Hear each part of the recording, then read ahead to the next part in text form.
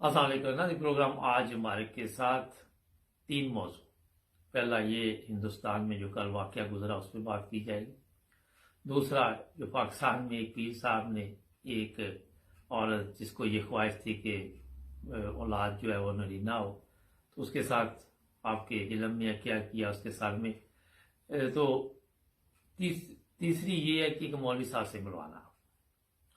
हिंदुस्तान में कल यूनिवर्सिटी में जो वाक़या गुजरा आपने मीडिया पे भी देखा, सोशल मीडिया पे भी काफ़ी लोग आगे से आगे भेज रहे हैं।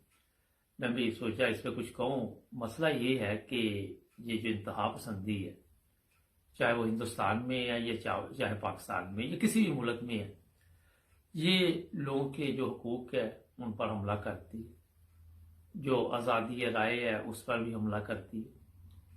अब अगर आप गौर करें तो यूनिवर्सिटी हो, कॉलेज हो, स्कूल हो, वहाँ लोग तालीम के लिए जाते हैं, मगर तालीम हासिल करने के बावजूद अगर शऊर नहीं आता तो फिर आप अंदाजा लगाए कि वहाँ पे जहालत जो है वो बहुत ज़्यादा है।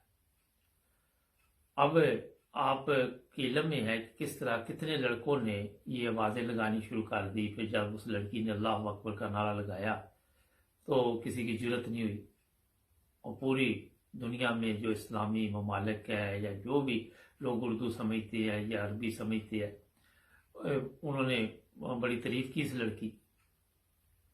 अब अगर ये लड़की वहाँ डर के आती और बड़े धड़ल्ले के साथ आई, उसको कोई फिक्र नहीं थी।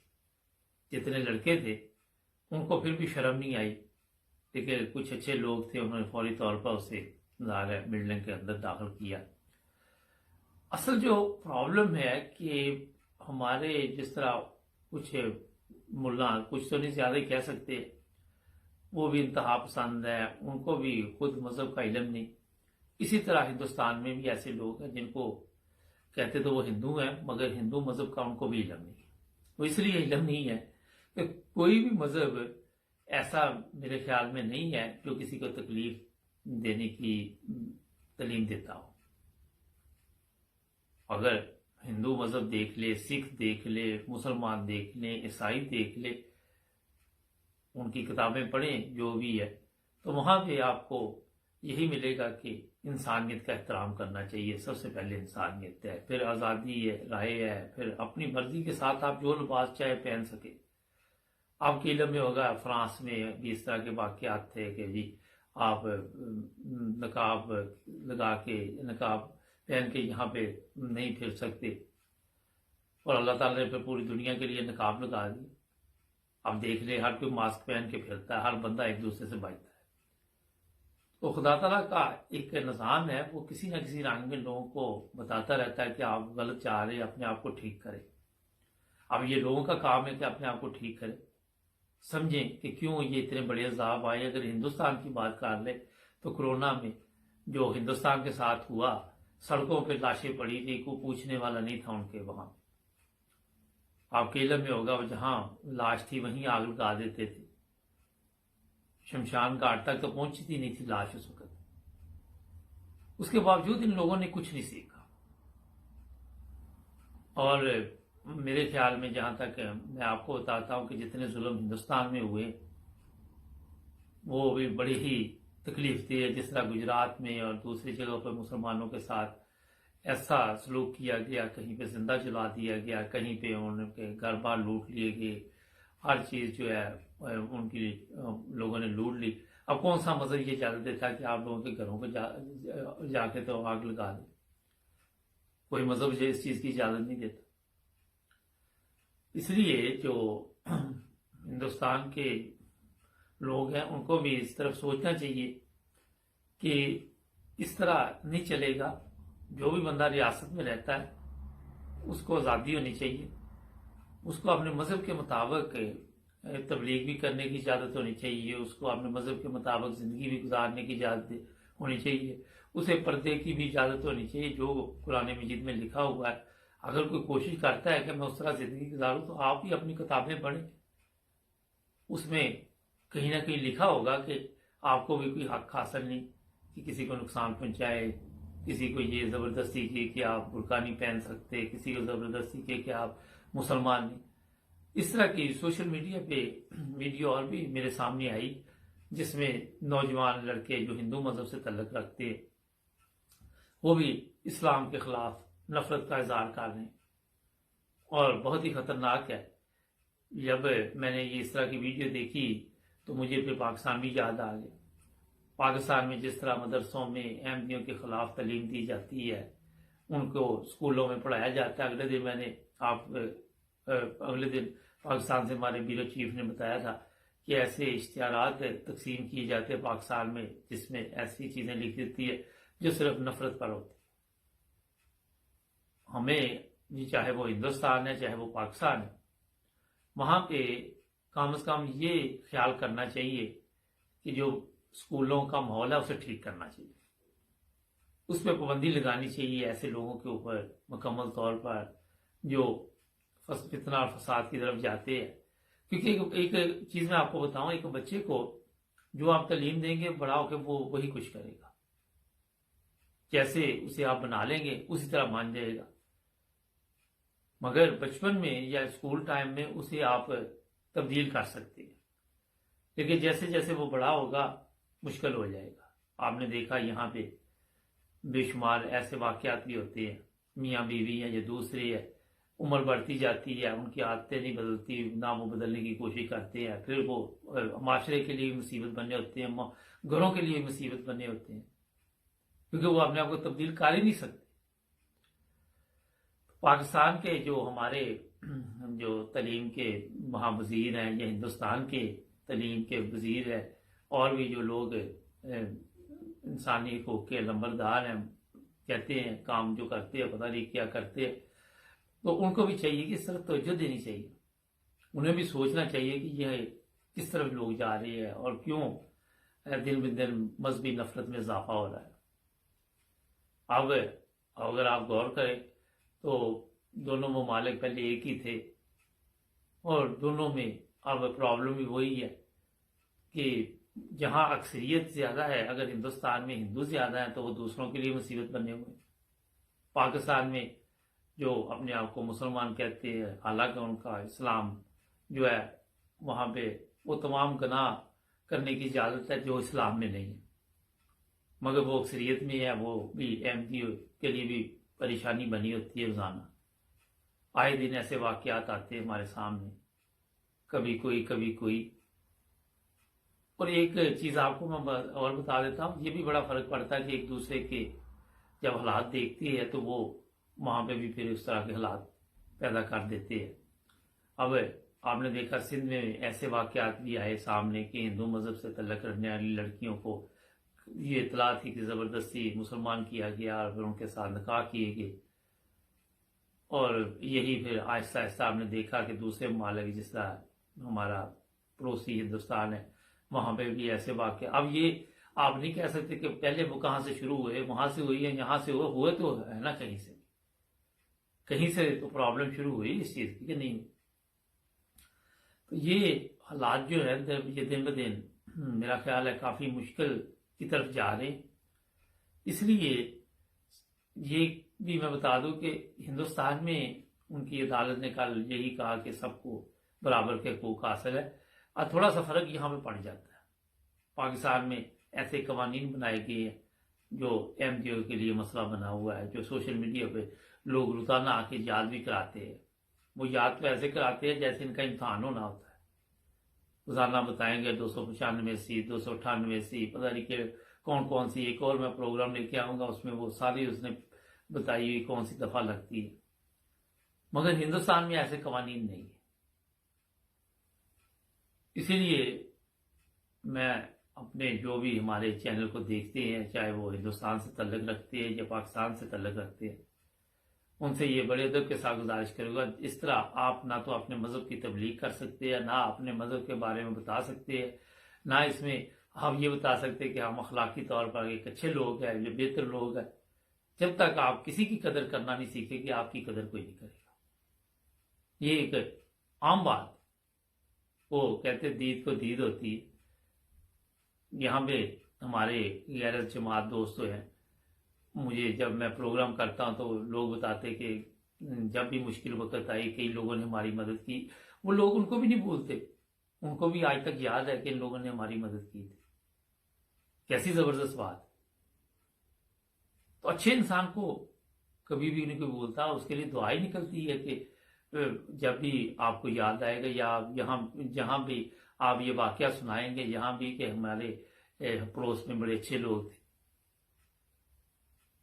तो इस तरह खास तवज्जो देनी चाहिए जो हमारे वज़रा है। अब इसमें एक और प्रॉब्लम है, हिंदुस्तान में भी ऐसे वजीर हैं, पाकिस्तान में भी, जो खुद मजहबी तौर पर नफरत की तालीम देते हैं, जो खुद आके पार्लियामेंट में भी मजहब के बारे में ऐसी ऐसी तकरीरें करते हैं। आज तक हमारे पार्लियामेंट के लोगों को इतनी अक्ल नहीं आई कि इन लोगों की बात सुनने की जरूरत क्या है, पार्लियामेंट में ऐसी मजहब के बारे में बातें सुनने की जरूरत क्या है।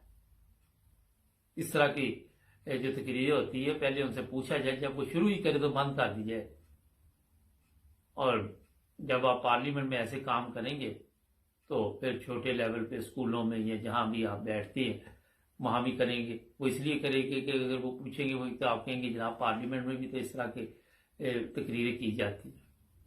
तो मकसद ये है कि मुकम्मल तौर पर सबसे पहले हमें ऐसे जो लोग हैं उनकी हौसला अफजाई नहीं करनी चाहिए और कोशिश करनी चाहिए कि अपने माहौल को, घरों के माहौल को ऐसे रखे कि दूसरे के मजहब को छोड़ दे, अपने मजहब पे सिर्फ हम अमल करना शुरू कर दे, तो मेरा ख्याल है कि काफी मसले फिर भी हल हो जाते हैं। एक ब्रेक है, ब्रेक के बाद आप मौलवी साहब की सुन लो, जुड़े रहे हमारे साथ, सब्सक्राइब। जी नाज़रीन, ब्रेक के बाद आपकी तरफ दोबारा हाजिर। अच्छा, ये मौलवी साहब की बात सुनते हैं, कुछ इस पर भी बात करेंगे। अहल हदीस तो अपने आप को सुन्नी कहलाने को तैयार ही नहीं, मसले पे लिखा है हदीस, दरवाजे पे लिख दिया हम अहल हदीस है। अब जिसे मर्जी से जाना जहन्नम में जाए। शिया में भी ये जुर्रत जरूर है, तो उसने दरवाजे पे लिख दिया हम शिया हैं। अब जो मर्जी से मर रहा है जहन्नम जा रहा है जाए। दर्जे में ये दोनों काफिर हैं, लेकिन बड़ा काफिर देवबंदी है। क्यों? तो वो नबी करीम अलैहिस्सलाम का गुस्ताख है। और किसी सुन्नी के दिल में अगर ये नरमी हो कि गुस्ताख मुसलमान रह जाता है तो वो बेईमान है, वो अहले सुन्नत यहाँ से खारिज है। क्योंकि हमारे उलमा ने ये मसला लिख दिया, 500 उलमाए हिंद ने तस्रीह कर दी, जो रसूलुल्लाह सल्लल्लाहु अलैहि वसल्लम की तनकीस करे, तौहीन करे। उम्मत के उलमा का इजमा है कि वो काफिर है, वाजिबुल कत्ल है, और जो उसके कुफ्र में शक करे, शक करने वाला भी। देवबंदी मसलक के आलिम यूसुफ बिनौरी साहब की सदारत के नीचे ये सारे अकाबरीन और कायदीन अहले सुन्नत थे या नहीं थे? हज़रत ख्वाजा शेखुल इस्लाम कमरुद्दीन सियालवी उनकी सदारत के बावजूद नीचे साथ थे कि नहीं? मौलाना शाह अहमद नूरानी साहब थे कि नहीं? मौलाना अब्दुल खान नियाजी साहब थे कि नहीं? पीर करम शाह साहब थे कि नहीं? अल्लामा काज़मी शाह साहब थे कि नहीं? तमाम अकाबिर अहले सुन्नत, देवबंदी, अहले हदीस, शिया सब थे, मगर उस तहरीक में सदर बिनौरी था। का मतलब ये हुआ कि एक घर जो मुर्तद है उसे काफिर करार दिलवाने के लिए एक मुर्तद को सदर बनाया हुआ है, एक को काफिर मुर्तद, असेंबली में एक को काफिर मुर्तद करार दिलवाने के लिए दूसरे काफिर मुर्तद को सदर बनाया हुआ है। कुर्बान जाएं ऐसे तसव्वुर पर। आगे चले, तहरीक निजाम मुस्तफा चली या नहीं? उसमें अहले सुन्नत, उलमा, अकाबिर, जमीयत सब शामिल थी क्या नहीं? सदर कौन थे? मुफ्ती महमूद साहब किस मसलक के थे? देवबंदी मसलक के आलिम मुफ्ती महमूद साहब सदर। तो सदर है वो शख्स जो काफिर मुर्तद है, और तहरीक का नाम है तहरीक निजाम मुस्तफा। कुर्बान जाएं आपकी समझो, तहरीक है तहरीक निजाम मुस्तफा, और उसका सदर वो है जो काफिर मुर्तद है। मैं कुर्बान जाऊं आपकी अक्लों व हिकमतों और तदबीरों पर। बड़े बड़े उलमाए कराम, काजी हुसैन अहमद, मौलाना फजलुर रहमान, अल्लामा साजिद मीर, मौलाना सिमूद हक, तो क्या ये सब लोग कुफ्र का इर्तिकाब कर रहे हैं? ये सब कुफ्र का काम कर रहे हैं, जमहूरियत कुफ्र है। अच्छा, ये मैंने इसलिए आपको ऑडियो सुनाई, ये तस्वीरें भी लगा देते हैं कि आज तक इन उलमा ने जिसको चाह काफिर बना दिया। कोई अहमदियों को पहली दफा नहीं इन्होंने कोई काफिर कहा, सिर्फ ये फर्क पड़ा कि एक ऑर्डिनेंस जारी करवा दिया गया, जुबानी ये एक दूसरे को काफिर काफिर के फतवे देते रहते, इससे कोई फर्क नहीं पड़ा। मगर यहां बात खत्म नहीं होती, जहां کہ آپ کے علماء جو ہیں وہ جاہل ہوں گے، جہالت کے بارے میں بتائیں گے. یہ مولوی صاحب خود ہی بتا رہے کہ پارلیمنٹ میں جو لوگ بیٹھے ان کے بارے میں بھی انہوں نے بتایا. تو یہی حالات ہوئے جب احمدیوں کو غیر مسلم قرار دیا گیا. تو جن سے قرار دینے والے جو تھے ان کو خود اسلام کا علم نہیں تھا. ان پہ بھی فتوے لگے ہوں گے، ان کے بڑوں پہ بھی فتوے لگے ہوں گے کہ یہ کافر ہے. اب ان لوگوں کو کہا گیا کہ ان کے متعلق فیصلہ کرے. ان عدالتوں کو کہا گیا جن پر آج بھی نہ تو قوم کو بھروسہ ہے، نہ قوم جب کوئی فیصلہ آتا ہے تو اس کو ماننے کے لیے تیار ہوتی ہے. سوچنے کی بات ہے. اور فتویٰ دے کے لوگوں کو یہ بتا دینا کہ ہم بہترین مسلمان ہیں. اب اس کافر کی گیم نے حالات جو پاکستان کے کیے ہوئے ہیں آپ کے سامنے، وہ اس طرح ہے کہ لوگ جو ہے وہ مذہب سے دور ہوتے جا رہے ہیں. جو نئی نسل ہے وہ دیکھتے ہیں کہ یہ مولوی جو ہے یہ اور تو ان کو کوئی کام نہیں ہے، یہی بتاتے رہتے ہیں، اور اسلام کی تو انہوں نے کبھی بات بتائی نہیں. مجھے کل ایک میسج آیا میسنجر پہ، میں کافی آتے، ایک میرا حال عورت تھی کہ میں گجرانوالہ سے ہوں اور میں آپ سے ایک ضروری بات کر رہی ہوں. مجھے آج کل کچھ وہ ہوتا نہیں، وہ ڈر خوف شروع ہو گیا ہوا، کیونکہ اگر 1000 میسج آ رہا ہے تو 999 ہوتے کہ اب پیسے چاہیے، مارے گے لٹے گے. تو میں نے کہا پیسے چاہیے، میں نے پہلے ہی پوچھ لیا کہ اگر پیسے چاہیے تو میں اس کا بھی بلاک کروں نمبر. تو وہ کہنے لگی نہیں اللہ کا دیا سب کچھ ہے. تو میں کہا پھر پریشانی کیا ہے، ہم احمدی ہونا چاہتے ہیں. آپ کہاں سے ہیں؟ میں نے کہا میں تو اس وقت جرمنی میں ہوں. تو آپ ہمیں یہاں سے اپنی جماعت کے ذریعے جرمنی لے کے جا سکتے. میں نے کہا آپ تو کہہ رہی تھی احمدی ہونا، اب آپ ایک دم ہی جرمنی. تو کہنے لگی میں یہ جو مولوی ہے جاہل، ان سے بچنا چاہتے ہیں ہم لوگ، یہ سارا دن ہمارے بچوں کی تربیت خراب کر رہے ہیں، ہمیں مذہب سے بہت دور کر دیا ان لوگوں نے. پھر میں نے سوال پوچھا ان سے کہ آپ یہ بتائیے کہ جماعت احمدیہ کے بانی کا نام کیا ہے. تھوڑی دیر بریک آ گئی، اس میں اس نے جواب نہیں دیا. پھر گوگل سے اس نے دیکھا یا جہاں سے بھی دیکھا، اور میرے علم میں نہیں ہے، پھر مجھے وہ لکھ کے بھیجا. میں نے کہا ابھی دیکھا کہ تیری پہلے ہی پتا تھا، میں 10 منٹ کیوں لگے. یہ لوگ ایسے وہاں پہ پاکستان میں بیٹھے سمجھتے ہیں جیسے یہاں پہ ہمیں کوئی علم نہیں ہے، ہم یہاں پتہ نہیں ان کی طرح لکیر کے فقیر ہیں. اگلے بندے کو یہ سمجھتے کہ جرمنی ایسے جماعت کو وہ سمجھتے کہ جیسے سفارت خانے میں جائیں گے اور ویزا لگ جائے گا اور یہاں پہنچ جائیں گے. سوچنے کی بات ہے. بہت ہی تکلیف دہ یہ باتیں ہیں. وہ اس لیے جب میں ان سے یہ کہتا ہوں کہ آپ جرمنی آنے کے لیے اپنا مذہب چینج کر دیں گے، پھر ان کے بعد جوابات نہیں ہوتے. یورپ آنے کے ایسی مولویوں نے ان کے دل میں باتیں ڈالی ہوئی ہے کہ اگر آپ نے کسی اور ملک جانا تو اپنا مذہب چینج کر. یہ تو آپ لوگوں کی تربیت ہے. یہ تو مولویوں آپ نے کام کیا، لوگوں کو یہ بھی نہیں بتایا کہ جس مذہب میں آپ جا رہے ہیں اس کی ریسرچ تو کر لو. آئے دن اس طرح کے ہمارے ساتھ یہ لوگ رابطے میں ہوتے ہیں، اور پھر مجھے افسوس ہو رہا ہوتا ہے کہ دیکھیں یہاں کہ ان کو یہ یاد نہیں آ رہا، ختم نبوت یاد نہیں آ رہی. جرمنی کا ویزا ایسے سمجھ لے جیسے ابا جی لگے ہوئے ایمبیسی میں. تو ان لوگوں کے لیے میرا ایک میسج یہ ہے کہ آپ لوگ احمدیوں کو غلط سمجھتے ہیں. یہاں پہ آپ نے کسی ملک کے احمدی بھی ہو کے جانا نا، تو اپنے پاس اگر ٹکٹ کے پیسے ہو گئے، ویزا لگوا سکتے تو جا سکتے ہیں. کوئی آپ کی مدد نہیں کرے گا. اس یہ غلط فہمی سب لوگ جو بھی ہمارا پروگرام دیکھتے ہیں وہ بھی دور کر لیں. تو ناظرین یہ علماء کی یہ تربیت ہے، میں آپ کو بتا رہا ہوں.